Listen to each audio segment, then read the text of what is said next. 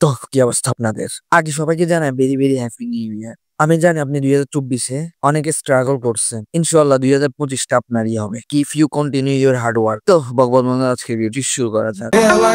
টিকটকে কিছু ফলাফল নিজেদের সাথে উমর ভাই তুলনা করতে আছে, তাও আবার নিজেদের বিরুদ্ধে ফেক ভিউ নিয়ে।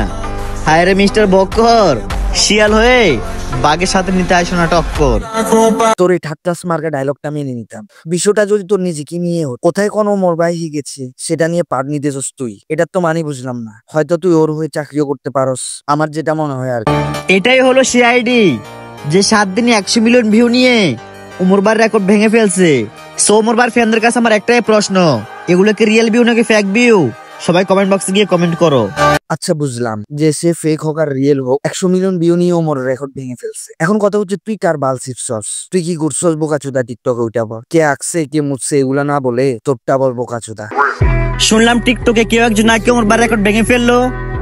2 দিনে 2 মিলিয়ন লাইক আর 20 মিলিয়ন ভিউ। জিনিসটা আসলে তো স্বাভাবিক নয়।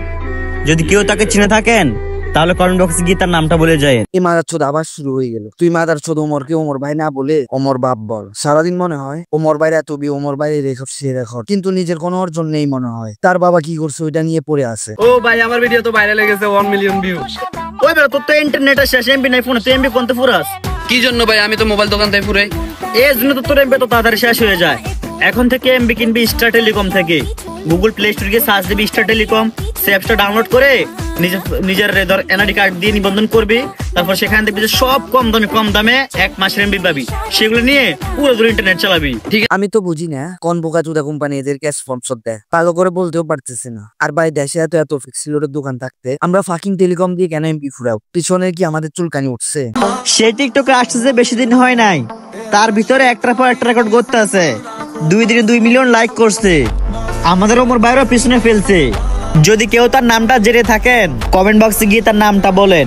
তার নাম ফারহানের বাবা, কারণ যে টিকটকে নতুন রেকর্ড করে সে অমনিও তোর বাবা হয়ে যায়। ভিউজ কামাতে হবে না? ড্যানিশ জিহানের বয়সটা ছিল খুবই অল্প। কখনো ভাবতে পারিনি ভাই এত জলদি শেষ হয়ে যাবে তার গল্প। আর এখনো অলিত গলিতে শোনা যায় তার নাম। মিস ইউ প্রিয় ড্যানিশ জিহান।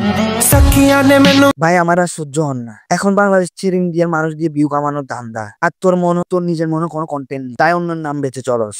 বল পাকিস্তান জিন্দাবাদ। সাইরা দিমু তাইলে। जय बांग्ला। साले मैं तुझे पहचान गया, तू एयरलाइन का आदमी है। बाहर निकल, मैं तुझे बताऊंगा। तू बाहर आ।